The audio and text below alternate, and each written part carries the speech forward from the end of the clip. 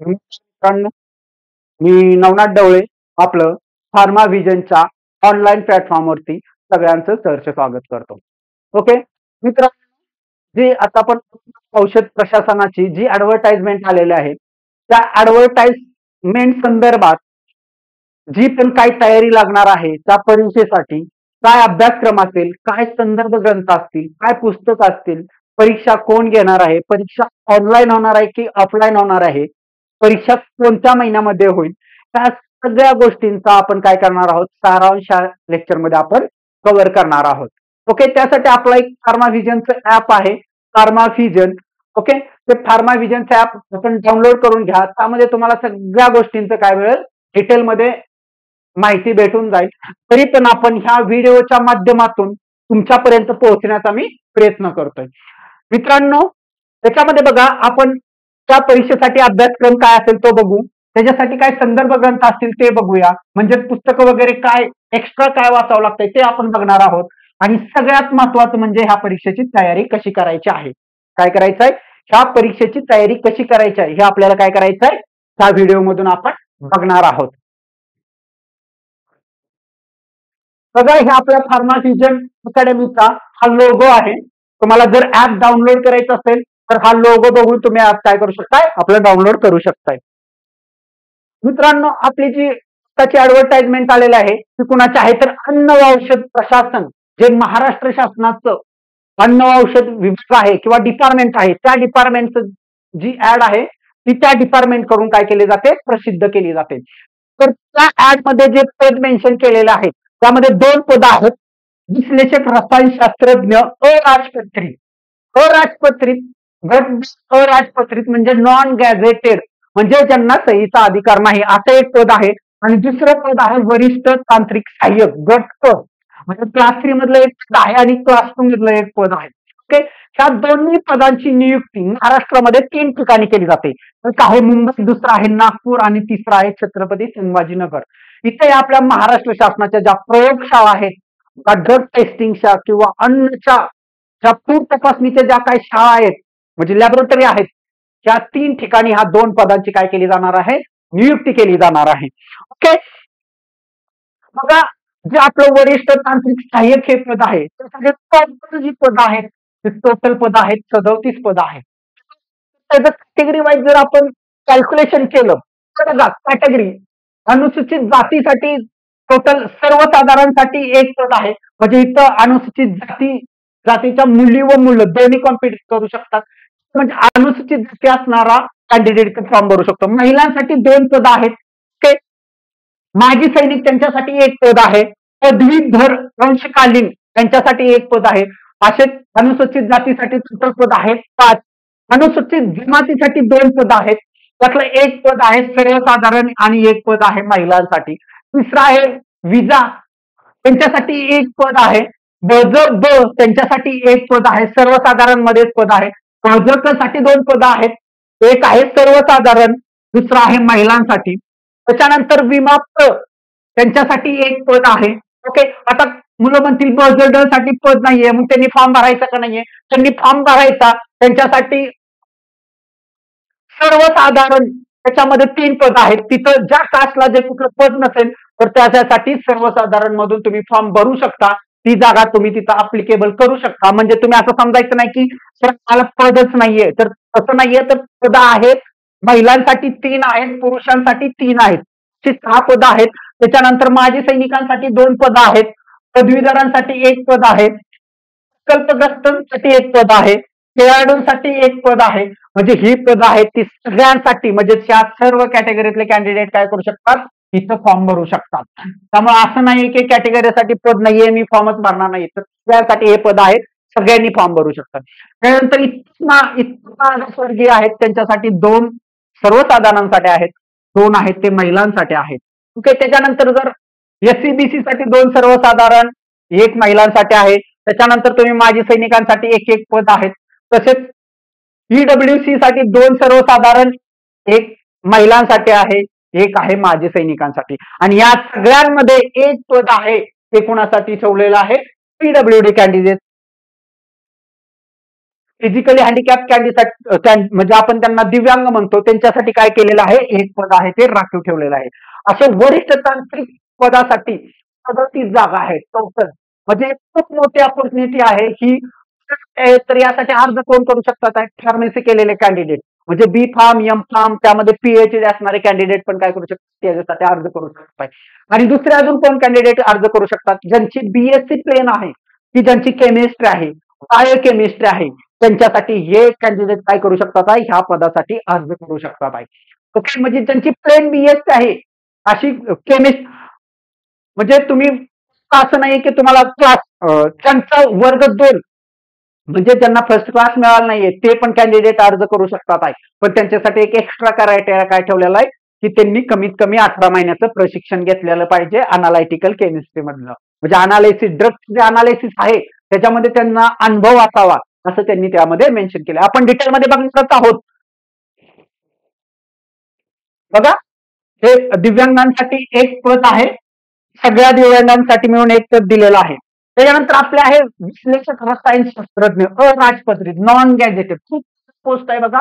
डीएच्या खालोखाल ह्या पोस्टचा संदर्भ येतो, अराजपत्रित अधिकारी.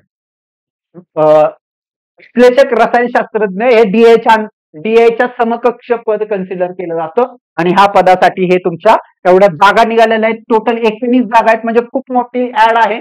एवढ्या आजपर्यंत कधीही जागा निघालेल्या नाहीत. म्हणजे बीएससी कॅन्डिडेट असणारे, फार्मसी कॅन्डिडेट केलेले यांनाही खूप मोठी संधी आहे.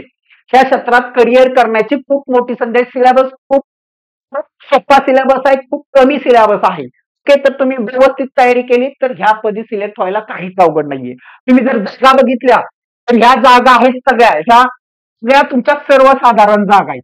म्हणजे हे ज्या त्या कास्ट वाईज काय करू शकतात, कॅन्डिडेट फॉर्म भरू शकतात आहे. ओपन साठी 4 आहेत, मुलींसाठी 2 आहेत, टोटल 6 जागा ओपन साठी आहेत. ओके, त्याच्यानंतर ईडब्ल्यूसी ला एक पद आहे, त्याच्यानंतर एससीबीसी ला एक पद आहे, इतर मागासवर्गीयासाठी 3 आणि 1, 3+1 आहे. विमाप्र साठी इथं पद नाहीये, पण तुम्ही ओपन साठी इथं फॉर्म भरू शकता. त्याच्यानंतर बज ड साठी नाहीये, तुम्ही इथं भरू शकताय. बज क साठी 1 आहे, बज ब साठी 1 आहे. विजा साठी महिलांसाठी पद आहे, जनरल साठी नाहीये, पण जनरलचे कॅन्डिडेट तुम्ही ओपन मधून फॉर्म भरू शकता. म्हणजे ह्या ऍडव्हर्टाइजमेंट मध्ये सगळे कॅन्डिडेट काय करू शकतात, फॉर्म भरू शकतात आहे. असा कोणीच कॅन्डिडेट कुठल्या कास्टचा असं नाहीये, तर सगळे कॅन्डिडेट सगळ्या कास्टचे काय करू शकतात, फॉर्म भरू शकतात आहे. ही झाली आपली जनरल ऍडव्हर्टाइजमेंट मध्ये किती पदं होते आणि काय आहे ते. त्याच्यानंतर आपण काय बघणार होतो, याच्यामध्ये दिव्यांगांसाठी एक पद आहे. याच्यामध्ये जसं तांत्रिक अधिकाऱ्यासाठी पद होतं तसं तुमचं विश्लेषकसाठी पण एक पद आहे. त्याच्यानंतर ही परीक्षेचा अर्ज भराय कधीपासून सुरुवात झाली, सगळ्यांनी अर्ज भरून घ्या, ऍप्लिकेशन करून घ्या, कारण ही चान्स खूप मोठा आहे. तुमची तयारी तर होणारच आहे, ऑटोमॅटिकली तयारी होणार आहे. तुम्ही फक्त अर्ज भरून घ्या. अर्ज भरायची तारीख सुरुवात झालेली आहे 23 सप्टेंबर पासून, लास्ट डेट आहे 22 ऑक्टोबर 2024. ओके, त्या तारखेपर्यंत तुम्हाला काय करायचं आहे, सगळे अर्ज भरून घ्यायचे आहेत. त्याच्यानंतर तुमची परीक्षा होणार आहे, म्हणजे तुमच्यासाठी भरपूर कालावधी मिळणार आहे परीक्षेसाठी. बघा, जे आपलं संकेतस्थळ आहे, म्हणजे ऑनलाईन जे लिंक आहे त्याच्यावर तुम्ही काय करायचं, अर्जाची लिंक आपल्याला प्रोव्हाइड केली जाईल. त्याच्यावर जाऊन तुम्ही काय करायचं, सगळ्यांनी अर्ज भरून घ्यायचे. पहिला तुमच्या परीक्षेसाठी पहिला महत्वाचा क्रायटेरिया काय आहे, तर अर्ज भरणे. परीक्षेसाठी वेळेत अर्ज भरणे, वेळेच्या नंतर अर्ज भरून तुमचा काही उपयोग नाही, अर्ज तुमचा कन्सिडर केला जाणार नाही. त्यासाठी काय करावं लागेल, तुम्हाला वेळेत अर्ज भरावा लागेल पहिल्यांदा, कारण लिमिटेड कॅन्डिडेट असणार आहेत. ते काय असणार आहे, तिथं अर्ज भरणार, कारण 2 स्ट्रीमचे कॅन्डिडेट आहेत, म्हणजे 2 स्ट्रेटचे कॅन्डिडेट आहेत. एक आहेत फार्मसीचे आणि दुसरे आहेत बीएससीचे कॅन्डिडेट. बाकी कोणतेही कॅन्डिडेट इथं फॉर्म भरू शकत नाही. म्हणजे तुमचं कॉम्पिटिशन बघायला गेलं, कॉम्पिटिशन कमी प्रमाणात आहे. जे फ्रेशर्स कॅन्डिडेट आहेत त्याच्यासाठी खूप मोठी संधी आहे, म्हणजे सगळ्यात मोठी संधी असेल, कारण ते फ्रेश आहेत, त्यांचा रिसेंट त्यांनी बीएससी फार्मसी केलेले आहेत, त्यांच्यासाठी खूप मोठी सुवर्ण संधी असणार आहे. कारण त्यांचं आता लेटेस्ट फार्मसी कंप्लीट झालेला आहे, लेटेस्ट बीएससी कंप्लीट झालेला आहे, त्यामुळे त्यांचा जो अभ्यास असणार आहे तो लेटेस्ट असणार. त्यांना नॉन टेक्निकल ज्या काही गोष्टी आहेत त्यांचा अभ्यासक्रम कंप्लीट करायचा आहे. टेक्निकल ऑलरेडी ते जस्ट पास आउट झाल्यामुळे त्यांचं टेक्निकल नॉलेज असणार आहे, एकदम बेटर असणार आहे. त्यांच्यासाठी ही सगळ्यात मोठी आणि सगळ्यात चांगली संधी असेल आहे. ओके, तर बघा, कोण किती वयापर्यंत अर्ज करू शकते, तर मिनिमम अर्ज करण्यासाठी वय आहे 18, मॅक्झिमम वय आहे 38, हे ओपन कॅन्डिडेटसाठी मॅक्झिमम 38 वय आहे ते ओपन कॅन्डिडेटसाठी आहे. बाकीच्या सगळ्या कास्टसाठी 5 वर्षाचं रिझर्वेशन आहे. बाकीच्या सगळ्या कास्टसाठी 5 वर्षाचं रिझर्वेशन आहे. म्हणजे 38 आणि 5 जर कॅल्क्युलेट केलं तर आपण 43 वर्षापर्यंत जो कोणताही कॅन्डिडेट आहे तो काय करू शकतो, आपला इथं अर्ज भरू शकतो. ओके, जे काही तुमचे अंशकालीन उमेदवार आहेत त्यांच्यासाठी 55 वर्षाचा क्रायटेरिया आहे. त्याच्यानंतर जे भूकंपग्रस्त आहेत त्यांच्यासाठी तुमचा 45 वर्षांचा आहे. बघा, जर 38 वर्षापर्यंत सगळे कॅन्डिडेट काय करू शकतात आहे, फॉर्म भरू शकतात आहे. म्हणजे जे ओपनचे असतील, महिला असतील, पुरुष असतील ते भरू शकतात आहे. कास्टचे काय करू शकतील, त्यांचं वय 43 वर्षापर्यंत आहे ते सगळे कास्टचे कॅन्डिडेट काय करतील आहे, फॉर्म भरू शकतात आहे. त्याच्यानंतर अंशकालीन आहेत त्यांच्यासाठी 55 वर्षाचा आहे. जे भूकंपग्रस्त आहेत त्यांच्यासाठी किती वर्षाचा आहे, 45 वर्षाचा काय आहे तो क्रायटेरिया आहे. त्याला तुमचा एज क्रायटेरिया, हा परीक्षेबद्दल काय काय एज क्रायटेरिया आहे तो. त्याच्यानंतर महत्वाचं आहे की तुमचं एज्युकेशन क्वालिफिकेशन काय आहे. ह्या पोस्टसाठी एज्युकेशन क्वालिफिकेशन काय आहे बघा. विश्लेषक रसायनशास्त्रज्ञ, त्यालाच आपण काय म्हणतोय, अनालिटिकल केमिस्ट. काय म्हणतोय, अनालिटिकल केमिस्ट. काय सांगितलं, डिग्री इन फार्मसी काय पाहिजे, एक तर तुमच्याकडे डिग्री फार्मसीची पाहिजे किंवा post graduate degree in chemistry or म्हटलेलं आहे. किंवा आहे किंवा आणि नाही आहे, आणि असतं तर दोन्ही लागलं असतं. काय आहे, ऑर म्हटलेलं आहे, post graduate degree in chemistry or biochemistry from recognised university. म्हणजे कोणत्याही गव्हर्नमेंटच्या अप्रुव्हल दिलेल्या युनिव्हर्सिटीमध्ये काय पाहिजे, तुमचं फार्मसी पाहिजे किंवा पोस्ट ग्रॅज्युएशन केमिस्ट्री पाहिजे. ओके, किंवा काय सांगितलेलं आहे, तुमचं बायोकेमिस्ट्रीमध्ये काय पाहिजे, तुमचं ग्रॅज्युएशन पाहिजे. हे झालं तुमचं रसायनशास्त्रज्ञ रिलेटेड. याच्यात अनुभवाची कोणतीही अट नाही. सगळ्यात महत्वाचा क्लॉज आहे हा, की अनुभव नाहीये तुम्हाला, इथं अनुभवाची गरज नाहीये. तुम्हाला फक्त ग्रॅज्युएशन पाहिजे फार्मसीमध्ये. जर ते नसेल तर पोस्ट ग्रॅज्युएशन पाहिजे तुमचं केमिस्ट्रीमध्ये किंवा बायोकेमिस्ट्रीमध्ये. ओके, त्याच्यानंतर बघा सेकंड क्वालिफिकेशन काय दिलंय, ह्याला ऑर, ह्या क्वालिफिकेशनला ऑर क्वालिफिकेशन काय आहे बघा. जर तुमच्याकडे फर्स्ट क्लास असेल तर हे क्वालिफिकेशन चालते. जर तुमच्याकडे फर्स्ट क्लास नाहीये, बघा, possess degree in the science of second class of any recognised university. म्हणजे फार्मसी सोडून जे दुसरे कॅन्डिडेट आहेत, फॉर एक्झाम्पल बीएससीचा कॅन्डिडेट आहे, ओके, पण त्याला काय झालेलं आहे, डिग्रीला सेकंड क्लास मिळालेला आहे. जर त्याला सेकंड क्लास मिळालेला असेल आणि त्याची जर परीक्षा द्यायची इच्छा असेल तर त्याला काय आहे, तर त्यानं कमीत कमी 15 महिन्याचा अनुभव पाहिजे. कशाचा, तर त्याला ड्रग अनालिसिस काय पाहिजे, अनालिटिकल जे ड्रग अनालिसिस आहे त्यात कमीत कमी 18 महिन्याचा काय पाहिजे, त्याला अनुभव पाहिजे. म्हणजे तुम्हाला जरी डिग्रीला 45% असतील, त्याच्यानंतर तुम्ही जर कुठं तर अनालिटिकल ज्या औषध कंपन्या आहेत त्यामध्ये जर तुम्ही अनालिसिसचं काम केलं असेल 18 महिन्याचं, तरी तुम्ही काय करू शकताय, अर्ज भरू शकताय. म्हणजे सगळ्यांना सर्व प्रकारची संधी दिलेली आहे ऍड मध्ये. जर तुम्ही डायरेक्ट पण करू शकताय, प्लस तुम्ही काय करू शकताय, तुमच्याकडे जर फर्स्ट क्लास नसेल तर तुमच्याकडे कमीत कमी सेकंड क्लास आणि तुमच्याकडे कमीत कमी 18 महिन्याचा काय पाहिजे, अनुभव पाहिजे. हे आहे तुमची विश्लेषक रसायनशास्त्रज्ञासाठी काय आहे, तुमची शैक्षणिक अर्हता, म्हणजे आपण एज्युकेशन क्वालिफिकेशन असं म्हणतो. जर तुम्ही बघायला गेलं, विश्लेषक रसायनशास्त्रज्ञाचं पे स्केल आहे S14. म्हणजे तुमचं बेसिक पगार आहे 38,700. बघा, जर तुम्ही याचं कॅल्क्युलेशन केलं, बेसिक पेमेंट तुम्हाला पगार किती मिळणार आहे जॉईन झाल्यानंतर, जर त्याचं कॅल्क्युलेशन केलं, तुमचं बेसिक पगार आहे तुमचं 38,600 प्लस त्याच्यानंतर डीए आहे तुमचा 50%. जर डीए 50% केला, 38,600च्या 50% आला तुमचं 19,300. किती झालं, 19,300 हा डीए झाला. प्लस एचआरए म्हणतो आपण, जे की आहेत तिन्ही ज्या सिटी बघतोय आपण, ह्या कशात मेट्रोपॉलिटियन सिटी आहेत.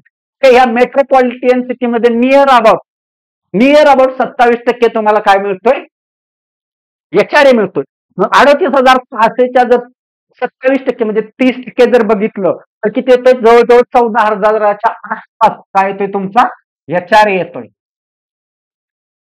ओके, हा झाला तुमचा एचआरए. आणि इतर काही गोष्टी असतात जे 3-4 तुमचा ट्रॅव्हलिंग अलाउन्स असतो, त्या सगळ्या गोष्टींचा मिळून जर बघायला गेलं तर तुमचं पे स्केल बघा, ते 5,000 जर आपण कन्सिडर केलं तर तुमचा पगार होतो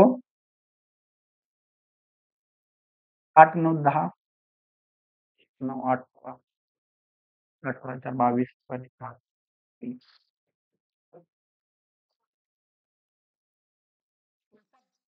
फर्स्ट पेमेंट होतं ते किती होतंय 80,100 रुपये. म्हणजे फर्स्ट पेमेंट तुमचं काय असणार आहे नियर अबाउट 80,000. बघा खरी पोस्ट आहे. तुम्ही पहिल्यांदा काय करायचंय परीक्षा पास व्हा दुसऱ्या ज्यावेळेस तुमचं जॉईनिंग होईल त्याच्या पहिल्या दिवसापासून तुमचा पेमेंट सुरू असणार आहे 80,100. म्हणजे नियर अबाउट 80,000 फर्स्ट पेमेंट जर असेल एखादा ग्रॅज्युएट मुलगा जस्ट पास आउट झाला असेल फार्मसी झाला असेल किंवा बीएससी झाला असेल त्या कॅन्डिडेटला जर पहिल्यांदा जर 80,000चं पेमेंट मिळालं त्याच्या लाईफ मध्ये एवढा मोठा चान्स कधीच नसणार आहे. तुम्ही जर प्रायव्हेट मध्ये जॉब करायचं म्हटलं तर तुम्हाला 7-8 हजारांनी तयारी करावं लागते. तुम्हाला 80,000 रिटायरमेंट होईल.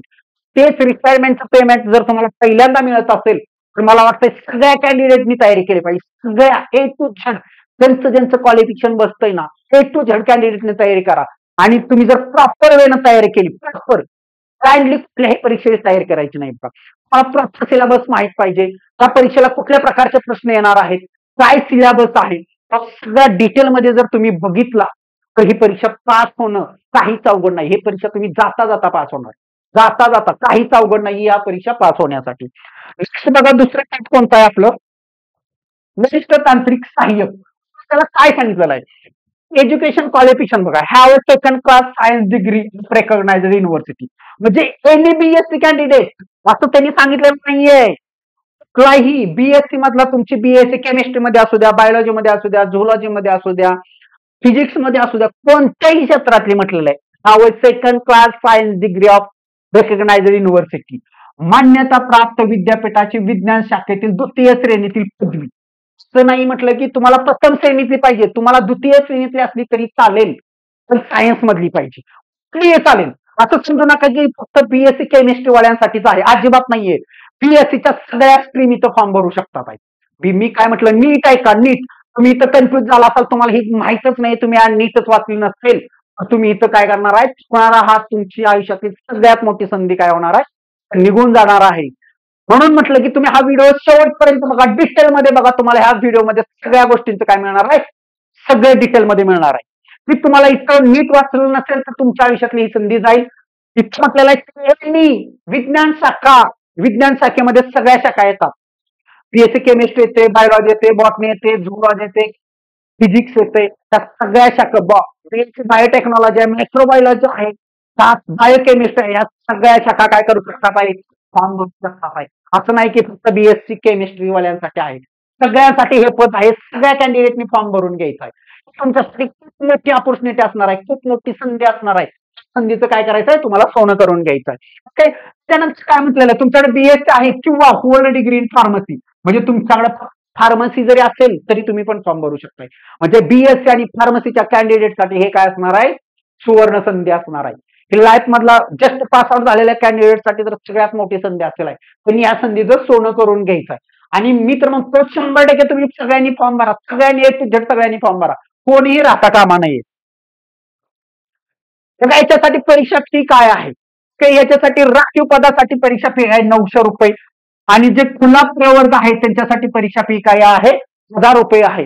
म्हणजे परीक्षा फी तुम्हाला पहिल्यांदा खूप वाटत असेल आहे परीक्षा फी खूप आहे 1000 रुपये 900 रुपये मी कशाला खर्च करू शकतो.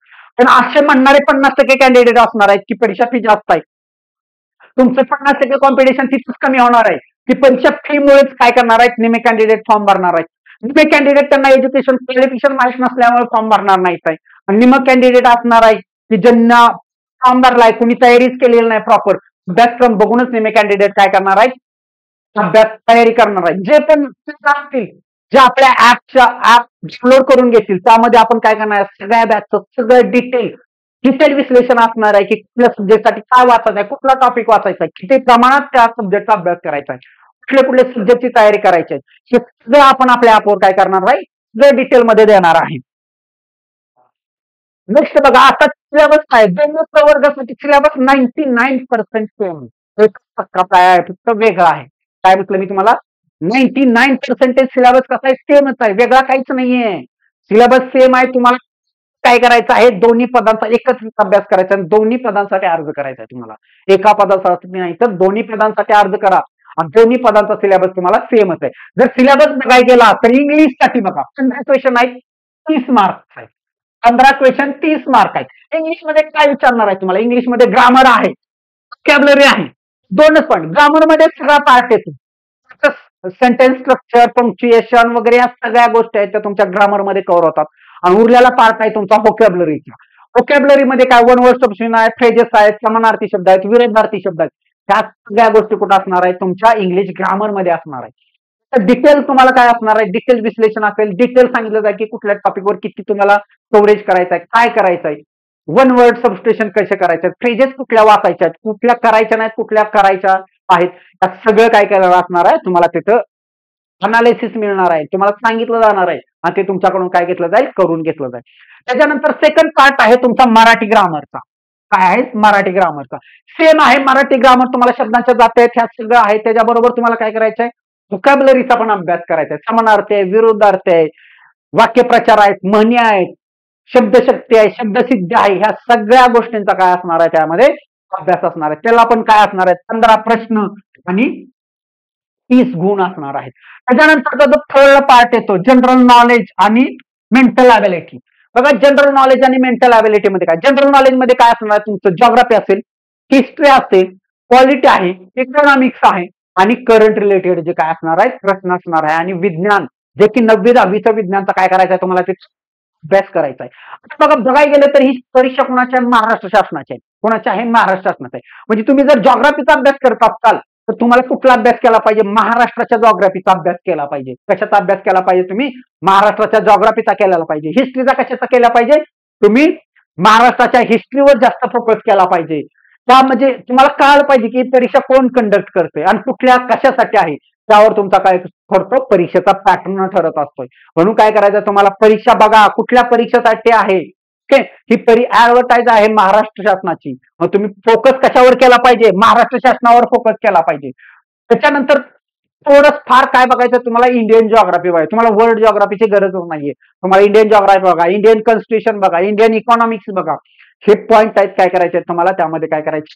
कव्हर करून घ्यायचे. त्याच्यानंतर जो मेंटल अबिलिटीचा पार्ट आहे त्यामध्ये 2 घटक पडतात. एक मेंटल अबिलिटी म्हणजे आपली बुद्धिमत्ता आणि सेकंड पार्ट आहे तुमचा अंकगणित, अरिथमॅटिक. आपण काय म्हणतो? अरे जे मॅथमॅटिक्स आहे हे 2 घटक आहेत ते त्यामध्ये असणार आहेत. ह्या दोन्ही घटकांवर मिळून किती प्रश्न येणार आहेत? 30 प्रश्न आणि 60 मार्क असणार आहेत. किती असणार आहेत? 30 प्रश्न आणि 60 मार्क असणार आहेत. त्याच्यानंतरचा जो चौथा घटक येतो हा तुमचा टेक्निकल, म्हणजे जे काय तुम्ही डिग्रीला केलं होतं, जे काय तुम्ही डिग्रीमध्ये शिकला होता त्याच्यावर तुम्हाला 40 प्रश्न येणार आहेत आणि 80 मार्क्स असणार आहेत. ओके, काय असणार आहे? 40 प्रश्न आणि 80 मार्क्स. त्यामध्ये जर सब्जेक्ट बघायला गेलं तर स्पेसिफिक सब्जेक्ट आहे. केमिस्ट्री. केमिस्ट्रीमध्ये काय आहे? 2 प्रकारची केमिस्ट्री आहे. एक आहे ऑर्गॅनिक केमिस्ट्री, दुसरं आहे इनऑर्गॅनिक केमिस्ट्री. ऑर्गॅनिक केमिस्ट्री मधला काय अभ्यास केला पाहिजे?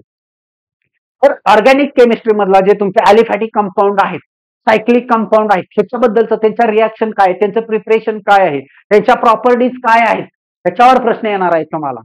त्याच्यानंतर इनऑर्गॅनिक केमिस्ट्री बद्दल काय आहे? तर इनऑर्गॅनिक केमिस्ट्री जे कंपाऊंड आहे, अँटॅसिड म्हणजे काय आहे, ऍस्ट्रिजंट म्हणजे काय आहे, इमोल्जंट म्हणजे काय आहे, त्याच्यावर तुम्हाला इनऑर्गॅनिक केमिस्ट्रीचा काय करायचा आहे? अभ्यास करायचा. जे काही 7-8 टॉपिक आहेत महत्वाचे ते तुम्हाला काय करायचे आहेत? तिथं कव्हर करायचे. बघायला गेलं तर सब्जेक्ट किती आहेत? 4 सब्जेक्ट आहेत. 4 सब्जेक्ट आहेत म्हणजे प्रत्येक सब्जेक्टवर 10,000 मार्क्स पकडले तरी तुमचा तिथं सिलेबस काय होतोय? कव्हर होऊन जातोय. त्याच्यानंतर आहे तुमचा अनालिटिकल केमिस्ट्री. काय आहे? तुमचे जे टायट्रेशन मेथड आहेत, तुमचा एखादा कंपाऊंड कसा आयडेंटिफाय करायचा आहे, त्या रिलेटेड ज्या काय मेथड आहेत ते तुमच्या कशामध्ये येतात आहेत? तुमच्या अनालिटिकल केमिस्ट्रीमध्ये येतात आहेत. ते तुम्हाला तिथे कव्हर करायचं आहे. इन्स्ट्रुमेंटल केमिस्ट्री म्हणजे जे पण तुम्ही इन्स्ट्रुमेंट वापरतात, फॉर एक्झाम्पल पोलॅरोमीटर आहे. पोलॅरोमीटर एमआरआय काय आहे, एनएमआर काय आहे, एचपीएलसी काय आहे, टीएलसी काय आहे, जीएलसी काय आहे, त्या सगळ्या गोष्टींचा अभ्यास तुम्हाला त्याच्यामध्ये करायचा. इन्स्ट्रुमेंटल केमिस्ट्री ते तुम्हाला एवढे डिटेल करायचंय का? नाहीये. त्यामध्ये काय करावं लागणार आहे तुम्हाला?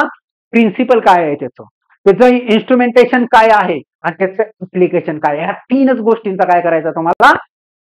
इन्स्ट्रुमेंटल केमिस्ट्रीमध्ये काय करायचं? अभ्यास करायचा आहे. त्याच्यानंतर लास्ट सब्जेक्ट आहे तुमचा बायोलॉजी.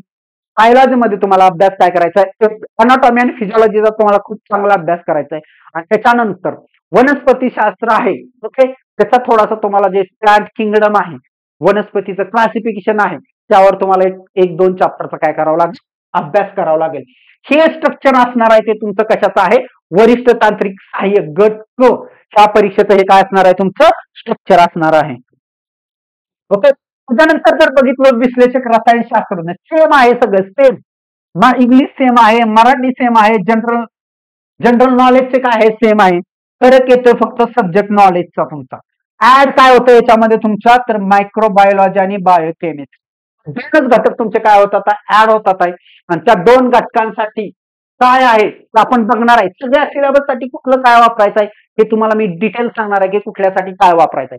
तुम्ही जर बघायला गेला मराठीसाठी तुम्ही मोरा वाळंबे सरांचं पुस्तक वापरा किंवा शिंदे सरांचं पुस्तक वापरा किंवा दीपस्तंभचं मराठीचं पुस्तक आहे ते पण वापरू शकताय. इंग्लिशसाठी होते, मराठीसाठी आता सांगितलेलं ते मराठीसाठी होतं. इंग्लिश काय आहे बघा, इंग्लिशसाठी इंग्लिश अकॅडमीचं शेख सरांचं एक इंग्लिशचं बेस्ट पुस्तक आहे तुम्ही ते वापरू शकताय किंवा महेश पाटील सरांच्या ज्या इंग्लिशच्या नोट्स असतील त्या तुम्ही तिथे रेफर करू शकताय. त्याच्यानंतर आहे तुमचं जनरल नॉलेज जी मेंटल ॲबिलिटी आहे. ओके. त्यामध्ये तुम्हाला मार्केटमध्ये खूप सारी पुस्तकं आहेत. तुम्ही कुठलंही पुस्तक घेऊन काय करू शकताय त्यामध्ये जनरल नॉलेजची वगैरे तयारी करू शकता. फॉर एक्झाम्पल संदीप आरगडे सरांचं पुस्तक आहे, सचिन ढवळे सरांचं पुस्तक आहे ते तुम्ही काय करू शकता इथं मेंटल ॲबिलिटीसाठी यूज करू शकताय. जीएस आहे, जीएस साठी सगळ्यात बेटर सोर्स आहे तुमचा खात्यांचा त्यात पण सिलेक्टिव्ह करायचं आहे तुम्हाला. इंडियन हिस्ट्री करायचं आहे त्यातून, इंडियन जिओग्राफी त्यातून करायचं आहे, इंडियन कॉन्स्टिट्यूशन त्यातून करायचं आहे. जनरल सायन्स तुम्ही 9वी 10वीचं वापरायचं. जनरल सायन्सला काय करायचं आहे तुम्हाला 9वी 10वीचं पुस्तक काय करायचं आहे जनरल सायन्स साठी वापरायचं आहे. जनरल सायन्स साठी दुसरं कुठलंही पुस्तक वापरू नका. इथं 9वी 10वीचंच पुस्तक वापरायचं आहे. आणि या बाकीच्या 3 घटकांसाठी तुम्हाला काय करायचं आहे तात्यांचा ठोकळा तुम्ही इथं काय करू शकताय यूज करू शकताय. किंवा कोळंबे सरांच्या नोट्स आलेल्या आहेत इंडियन कॉन्स्टिट्यूशनच्या, त्याच्यानंतर इंडियन इकॉनॉमिकच्या नोट्स आलेल्या आहेत त्या पण तुम्ही इथं काय करू शकताय रेफर करू शकताय. त्याच्यानंतर आहे बघा आरटीआय तुम्ही ओरिजिनल वापरू शकताय किंवा कोणताही जो क्वालिटी पार्ट सेकंड आहे त्यातून तुम्ही हा कव्हर करू शकताय. त्याच्यानंतर महाराष्ट्र पब्लिक सर्व्हिस ऍक्ट आहे 2015चा तो पण तुमचा त्यामध्ये कव्हर होऊन जाईल आहे. त्याच्या पण तुम्हाला नोट्स आरामात भेटू शकतात आहे. त्याच्यानंतर आहे कॉम्प्युटरचं बेसिक नॉलेज असलं पाहिजे तुम्हाला, हार्डवेअरशी रिलेटेड नॉलेज पाहिजे. एक 4-5 जे प्रोग्राम आहेत त्याच्याबद्दल तुम्हाला माहिती पाहिजे, वेब काय आहे हे माहिती पाहिजे, इंटरनेट कधी आलं इंडियात, इंटरनेट रिलेटेड प्रोग्राम कुठले आहेत ह्या रिलेटेड तुम्हाला काय पाहिजे याच्यात माहिती पाहिजे. हे आपलं गणित आणि मॅथमॅटिक्स आहे हे तुमचं बेसिक आहे त्यासाठी तुम्ही कुठलंही पुस्तक वापरू शकता. ओके. त्यानंतर आपण काय बघणार आहे आता तुम्हाला मी ऑलरेडी ह्यांची सगळ्यांची काय सांगितलेलं आहे बुक लिस्ट सांगितली. तुम्ही मराठीचे व्होकॅब्युलरी आहे मराठीच्या व्होकॅब्युलरीसाठी तुम्ही शेळगावकरांचं पुस्तक वापरू शकताय. त्यात बेस्ट व्होकॅब्युलरी दिलेलं आहे ते तुम्ही वापरू शकता. किंवा के सागरचं पुस्तक आहे व्होकॅब्युलरीसाठी तुम्ही के सागर मधून व्होकॅब्युलरी केली तर मला वाटत नाही तुमचे एकही प्रश्न चुकेल. इंग्लिशसाठी व्होकॅब्युलरी आहे ती मी काय म्हणेन युनिक अकॅडमीचं शेख सरांचं पुस्तक आहे व्होकॅब्युलरीसाठी सगळ्यात बेटर सोर्स आहे की व्होकॅब्युलरीसाठी. त्याच्या व्यतिरिक्त मला वाटत नाही कुठून दुसरून बाहेरून तुम्हाला कुठली इंग्लिशची व्होकॅब्युलरी करण्याची गरज आहे, अजिबात गरज नाहीये. तुम्ही तेच तिथं वापरू शकता. ओके. त्याच्यानंतर आहे तुमचं सब्जेक्ट नॉलेज केमिस्ट्री रिलेटेड. आपण जे टेक्निकल गोष्टी आहेत दोन्हीच्या तांत्रिकच्या प्लस रसायनशास्त्रज्ञ या दोन्हीच्या टेक्निकलसाठी आपण तुम्हाला संदर्भ सांगणार आहे. ऑर्गॅनिक केमिस्ट्रीसाठी तुमचं भल अँड भल नावाचं पुस्तक आहे. डिग्रीला असतंय पुस्तक. डिग्रीसाठी काय करायचं तुम्हाला भल अँड भल ऑर्गॅनिक केमिस्ट्रीचं पुस्तक आहे ते तुम्ही काय करू शकताय तिथं वापरू शकताय. त्याच्यानंतर आहे त्यातले सिलेक्टिव्ह टॉपिक सगळं पुस्तक नाही वापरायचं. तुम्हाला जे सिलेक्टिव्ह टॉपिक असतील aliphatic compound, aromatic compound, cyclic compound ह्याबद्दलची ज्या बेसिक रिएक्शन आहे SN1 SN2 त्यांचं प्रिपरेशन कसं आहे, न्यूक्लियोफिलिक कशा आहेत, डिकम्पोजिशन कसं आहे, सबस्टिट्यूशन रिएक्शन काय आहेत, मेजर रिएक्शन म्हणजे काय आहे, ह्या सगळ्या गोष्टी काय करायच्या त्यातून तुम्हाला काय करायचं बघून घ्यायच्या आहेत. त्याच्यानंतर तुमची इन्स्ट्रुमेंटल अनालिसिससाठी तुमचं चटवाल आणि आनंद पुस्तक आहे. त्यातून फक्त तुम्ही इन्स्ट्रुमेंटल अनालिसिस जे काही इन्स्ट्रुमेंटेशन आहे जे की 8-10 इन्स्ट्रुमेंट आहेत त्याच्याबद्दलचे काय आहे त्यामध्ये तुम्हाला माहिती दिलेली आहे. ती माहिती त्यांचं काय बघायचं आहे प्रिन्सिपल बघा, त्याच्यानंतर त्यांच्यामध्ये इन्स्ट्रुमेंटेशन काय आहे ते बघा आणि लास्टला काय बघा त्याचं प्रिन्सिपल बघून घ्या. त्याच्यानंतर जो बायोकेमिस्ट्रीचा पार्ट आहे सगळ्यात बेस्ट पुस्तक आहे सत्यनारायण. काय आहे सगळ्यात बेस्ट रेफरन्स बुक काय आहे सत्यनारायण. सत्यनारायण मधून तुम्ही बायोकेमिस्ट्रीचे चॅप्टर कव्हर करा की मेटाबॉलिझम म्हणजे काय आहे, RDNA टेक्नॉलॉजी काय आहे, मेटाबॉलिझम मध्ये लिपिडचं मेटाबॉलिझम काय आहे, प्रोटीनचं काय आहे, त्याच्यानंतर तुमच्या कार्बोहायड्रेटचं मेटाबॉलिझम काय आहे त्या सगळ्या मेटाबॉलिझमच्या सायकल आहेत, तुम्हाला ह्या सगळ्या सायकल माहिती, क्रेब सायकल माहित पाहिजे, टीसीए सायकल माहित पाहिजे, ग्लुकोजचं मेटाबॉलिझम कसं होतं, ह्या सगळ्या गोष्टी काय पाहिजेत तुम्हाला त्या ह्याच्यामधून काय करायचे आहेत, तेवढे टॉपिक तुम्हाला कव्हर करायचे आहेत. म्हणजे जे मेजर टॉपिक आहेत, जे तुम्हाला मार्क्स देणार आहेत, ते टॉपिक काय करायचे तुम्हाला ते कव्हर करून घ्यायचे आहेत. त्याच्यानंतर आहे तुमचं फार्मास्युटिकल अनालिसिस. त्याच्यासाठी तुमचं पुस्तक आहे बघा, कस्तुरे सरांचं पुस्तक आहे, ते तुम्ही काय करू शकता. जे टायट्रेशन वगैरे मेथड आहेत, आहे तुमचं फार्मास्युटिकल अनालिसिस, ते पुस्तक काय करायचं आहे तुम्हाला वापरायचं आहे. आणि छोटंसं पुस्तक आहे, खूप चांगली माहिती आहे त्यामध्ये, तुमचं कमी वेळात जास्तीत जास्त मार्क्स मिळवून द्यायला हे पुस्तक खूपच चांगलं आहे. तुम्ही ते पुस्तक काय करू शकताय, रेफर करू शकताय. त्याच्यानंतर आहे आपल्याला फार्मास्युटिकल मायक्रोबायोलॉजी. आशुतोष सरांचं पुस्तक आहे बघा, फार्मास्युटिकल मायक्रोबायोलॉजी, बेसिक मायक्रोबायोलॉजी त्यातून करून घ्यायचंय. एकदम आयडेंटिफिकेशन ऑफ बॅक्टेरिया काय आहे, बॅक्टेरियाचे टाईप कुठले आहेत, ग्राम पॉझिटिव्ह ग्राम निगेटिव्ह काय आहेत, त्याच्या बायोकेमिकल टेस्ट कुठल्या आहेत, ह्या सगळ्या गोष्टी जे सिलेक्टिव्ह चॅप्टर आहेत तुमचे, हे चॅप्टर यातून काय करायचं आहे तुमचा आशुतोष पुस्तकातून तुम्हाला काय करायचं आहे, फार्मास्युटिकल जे मायक्रोबायोलॉजीचं पुस्तक आहे त्यातून तुम्हाला काय करायचं आहे, कव्हर करायचं आहे. त्याच्यानंतर येतो तुमचं जे बायोलॉजीसाठी, अनाटॉमी अँड फिजिओलॉजीसाठी तुमचं भिसे सरांचं एक पुस्तक आहे, ते तुम्ही काय करू शकता. ज्या बॉडी सिस्टीम 9 आहेत, त्या बॉडी सिस्टीम आणि जो सेल नावाचा चॅप्टर आहे तो तुम्ही काय करायचा, याच्यातून काय करायचंय, कम्प्लीट करायचा आहे. बघा, तुम्हाला जर तुमच्यानं जर होत नसेल, स्वतः स्टडी करून जर होत नसेल, तर त्यासाठी फार्मा व्हिजन करिअर अकॅडमीचा ऑनलाईन प्लॅटफॉर्म आहे. त्यासाठी आपलं एक ऍप आहे, फार्मा व्हिजन, हा लोगो आहे ऍपचा. त्या ऍपवर तुम्हाला सगळं डिटेल मिळणार आहे. हे जे आता मी जे सगळं सांगितलं ना, हे सगळं डिटेल मध्ये असणार आहे, कुठल्या सब्जेक्ट आणि ऍक्युरेसी आणि प्रिसाइज. तुमचा कमीत कमी वेळात मॅक्झिमम तयारी झाली पाहिजे. काय आपला उद्देश काय आहे, कमीत कमी वेळात मॅक्झिमम तयारी झाली पाहिजे, तरच तुम्हाला काय होणार आहे की पोस्ट सिक्युअर करता येणार आहे. अभ्यास तर सगळेच करत असतात आहे, पण तुम्हाला कमी वेळात जर जास्त काय पाहिजे असेल तर त्यासाठी आपला प्लॅटफॉर्म आहे फार्मा व्हिजन सगळ्यांसाठी. आणि असं नाही की क्लास लावलाय, तुम्ही स्वतः जर सेल्फ स्टडी करत असाल तरी तुम्ही काय करू शकता, फोन करा. डेफिनेटली तुम्हाला अजून जास्त काय मार्गदर्शन पाहिजे असेल तरी तुम्हाला त्यातून भेटेल. असं कंपल्सरी नाहीये की तुम्ही आमची फार्मा व्हिजनच घेतली पाहिजे, असं नाहीये. तुम्हाला कॉन्टॅक्ट नंबर दिलेला आहे, 2 कॉन्टॅक्ट नंबर आहेत, 88 87 47 19 21 79 72 19 21 19. हे काय आहेत, आपले कॉन्टॅक्ट नंबर आहेत. तुम्ही याच्यावर कधीही कॉन्टॅक्ट करू शकता. तुम्हाला काय मिळेल, त्याचं डिटेल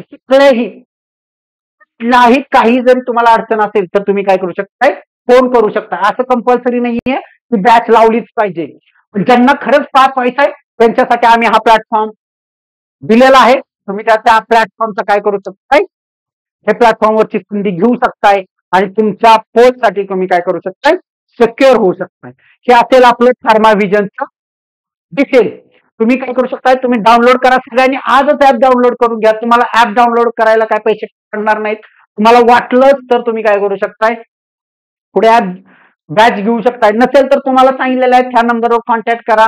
त्याच्यानंतर आपला फार्मा व्हिजन करिअर अकॅडमीचा काय आहे, टेलिग्राम ग्रुप आहे.